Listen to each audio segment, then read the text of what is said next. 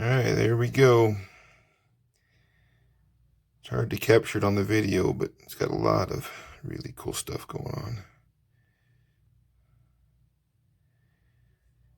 Spent all afternoon. It's a lot of work to get that much detail to pop into Hamon, and you can only do it when it's there, but I like it. Tell me what you think. How is it going? So, I wanted to do a video on Hamon's. Not going to be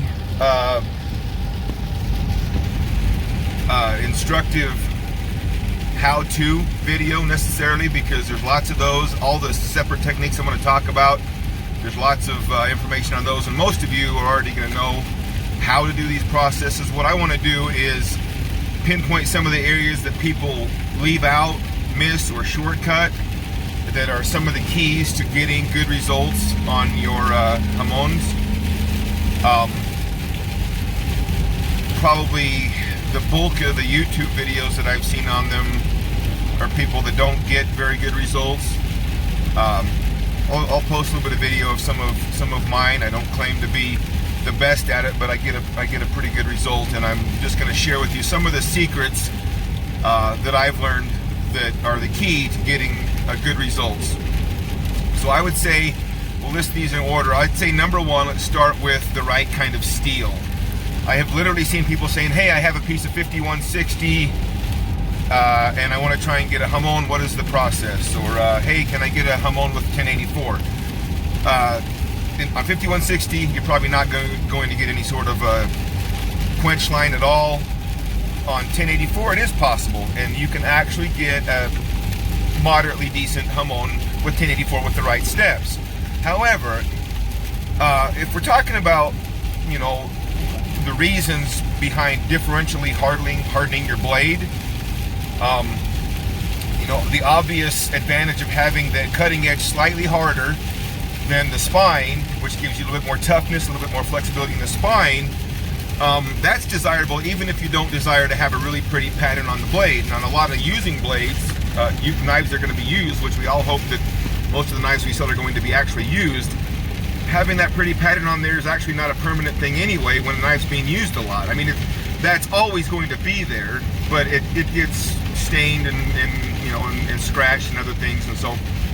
But if you're actually going to try for something aesthetic, something cool, something striking on your blade, that's where getting all of these steps right is critical.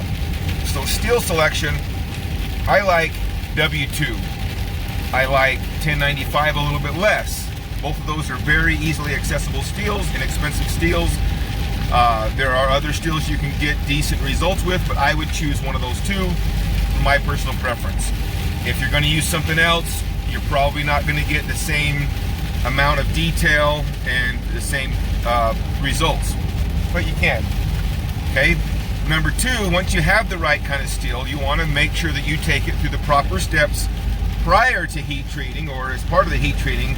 You want to make sure you normalize your blade so that you set up the grain structure of the steel to be optimal. So you're going to do at least 3 normalization cycles where you heat it up, say heat it up to critical, let it cool down to, you know, to where there's no color left in the blade, bring it up to about 100 degrees less than that, let it cool down, then bring it up to about 100 degrees less than that. So each time it's going to be heated up less, and what you're doing is you're expanding and shrinking those grains in the steel, and each time you do that at a reduced temperature, you actually refine the steel, the molecules within the blade to be optimized for a good heat treat. And you want to do that if you're, especially if you're forging. Now the W2 I use is rounds, and so it's forged, and so you induce a lot of stress. If you're buying, you know, sticks of pre-sized W2, it's not near as critical. It probably comes to you fully annealed, and it's not quite as critical, although I would still take it because you really don't know for sure how it was handled, how it was done before. You just know that it's probably been annealed. But I would take it through the normalization steps. Make sure that you prepare your steel. Number 3, I see people putting on way more of a clay coat than they need to do. Sometimes I like to put a little bit thicker clay around on a hidden tang knife, around the tang, right where it connects to the blade, just because you want that to be very tough, or have a little bit of give, flexibility. You don't want that brittle, and you don't want it snapping off. So there I will go a little bit thicker, and possibly even up on the spine. But mostly people are putting way more clay than they need to, especially down as you transition in closer to the cutting edge. It can be very thin and still get good results, and you actually want to probably play with that and have, you know, sometimes just nothing more than just a little light wash on there. And that's how you get some of the very fine details to come out, is by having just a little bit, just a fraction of a amount of insulation there to just change the way that little section of steel cools. Because what you're actually doing is you're allowing the cutting edge to fully go, you know, to martensitic steel, and you want the rest of the blade from there on up. It's actually going to be a combination of different types of steels. You can, you know, and so the more different thicknesses in your clay coating, the more chances you have, but none of it needs to be very thick. It takes way less than you would think to actually insulate that blade, that fraction of a second, to where it doesn't fully harden, and it actually creates some transition areas that you're going to bring out later. So next one, you do want to make sure that you quench with a fast quench. It has to be a very fast quench. Water's probably not worth the risk, but you do want to make sure you have a Parks 50 or something, a good quality quenching oil that's going to give you a quick quench. It's critical that you have a very fast quench, or you're not going to get good results. Okay, the next area that I see people cutting corners is hand sanding. There is no way around it. I've tried every combination of belts and Scotch-Brite and Trizact and every other kind of belts. I've never seen any way of getting good results on a Hamon without doing some hand sanding. Now you can minimize that, but you need to take that blade, you need to get all the scratches of 36 grit, 60 grit, whatever belt you're using, and I like to do 100 grit hand sanding, and then 220, and then 320, and then 400, and then 600, and I would say 600 is the bare minimum, and you need to be honest about it and get all the 100 grit scratches out with the 220, and all the 220 grit scratches out with the 320, and all the 320 out with the 400. You know, it doesn't hurt to go, once you get to 600, it's not that much more work to take it to 1,000, even 1,500. When you get up to 1,000, 1,500 grit, and it's honest and truly to that grit, you're going to have vastly better results in your etch than you did if you left it at, you know, 60 grit, you know, whatever you used on the belt. So you got to hand sand it, and you got to make sure you get all the scratches out. I can't read my writing. Okay. The next one is on the etching itself. Now I like to use a ferric chloride, about 50-50 dilution, sometimes a little bit 25% ferric chloride to water, as the initial etch, and I will etch and polish and etch and polish and etch and polish till I get about where I need what I like. But you will not get all of the details out of a Hamon with a single acid etch, meaning if you use only ferric chloride, you're missing out on some of the detail that other acids will bring out, and other acids won't bring out some of the ones that ferric chloride will. So I do, as a minimum, ferric chloride till I get most of the etching done, and then I will use vinegar, just plain white vinegar. Now here's the key to vinegar. Vinegar is a poor etchant at anything below within about 10 degrees of boiling temperature. So what I'll do is I'll put a glass container with vinegar in the microwave till it starts to boil, pull it out, put it in the glass container, whatever, you know, PVC, whatever you're going to use, depending on the size of the blade. Sometimes I can use a mason jar if it's a smaller hunting knife. But typically, if I'm going to do a Hamon, it's going to be on a big blade where I have, you know, a canvas to work with.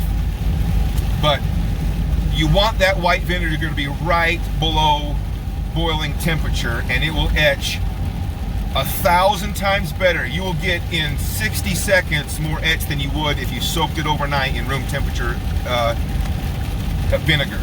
Bring it right up to boiling temperature. As soon as it stops boiling, dip your blade. The benefit to that is when it's in that blade at about 200 degrees roughly, When you pull it out of the vinegar, that's going to have that blade at about 200 degrees, and it's going to dry the moisture of the vinegar off very quickly, and it's actually going to bake on some of that oxide layer that you want, because that's what you're actually leaving behind, is some of the oxides in your Hamon line. That's you know, if you wipe it all off, then there's not a whole lot there. You basically have taken it back to a plain looking blade. So it will actually bake some of that on and let it stay through a lot more of the polishing process. A third one that sometimes you can use to get a lot of that ashy, the little white, the white stuff, if you've got that in your quench, lemon juice is another good one to bring out sometimes a few more colors, and sometimes I'll play with that, sometimes not, but I think you need at least 2 different types of etchants. And then the last one is, you know, it takes time. The little blade that I posted a video of just probably at the beginning of the video, I bet I spent at least 3 or 4 hours just on the etch and polish process. Not to mention all the work previous to that. It takes time, and you have to figure out, is it worth it? Because if it's a blade that's actually, I see no purpose in doing a beautiful Hamon on a kitchen knife that's going to be used in the kitchen. Because it's not a stainless steel, the first time you cut an onion, that Hamon, all that work, basically gone. Now it's always going to be there, that's differentially quenched, it's always going to have the benefits of that, but the aesthetic, beautiful pattern that you put all that work into, might not be worth putting all that work into it, and you kind of have to decide that. So it's fun to just go through the process, but just understand that on a using knife, it's going to get scratched, it's going to get stained, it's going to have other things happen to it, and so, you know, figure out, is it worth it to put all the work? If you put all those things together, use the right steel, prepare the steel, you know, use the right quenchant, do the hand sanding, do the etching with multiple etches and multiple different acids, and then polish. I like to use 4/0 steel wool, and then I like to use flits or a powdered abrasive with some WD-40 or oil of some sort. That's the abrasives that I use to bring out the Hamon. And then you want to, as soon as you finish that, you want to get a light coat of oil on it, because it will rust fairly quickly if you've, you know, done all that acid etching and that stuff. You want to make sure you neutralize the acid with some Windex or baking soda, or just by rinsing it thoroughly. So if you'll do all those steps, I think you guys will be able to get some really cool results. It's really fun. It's probably my favorite part of knife making, is etching Damascus and etching and bringing out a good Hamon. If you guys have any questions, you can ask questions down below. If you like the video, like and subscribe, and enjoy your day.